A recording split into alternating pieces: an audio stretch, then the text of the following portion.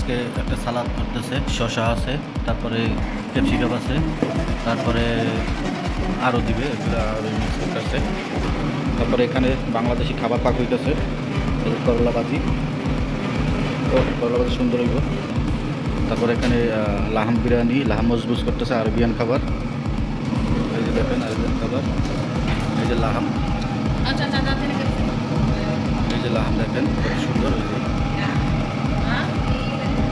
এগুলো হচ্ছে আরবিয়ান খাবার, এটা আমরাও খাই, ভালো লাগে, অনেক অনেক টেস্ট হয়।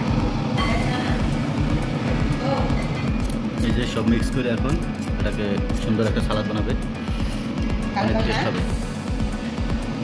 আজকে একটা সালাদ করতেছে, শসা আছে, তারপরে ক্যাপসিকাম আছে, তারপরে আরও দিবে, এগুলো আরও মিক্স করতেছে।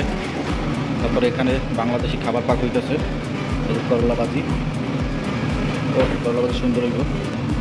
তারপরে এখানে লাহাম বিরিয়ানি, লাহাম মজবুজ করতেছে, আরবিয়ান খাবার। এই যে দেখেন আরবিয়ান খাবার, এই যে লাহাম, এই যে লাহাম দেখেন কত সুন্দর। এগুলো হচ্ছে আরবিয়ান খাবার, এটা আমরাও খাই, ভালো লাগে, অনেক অনেক টেস্ট হয়। এই যে সব মিক্স করে এখন এটাকে সুন্দর একটা সালাদ বানাবে, অনেক টেস্ট হবে।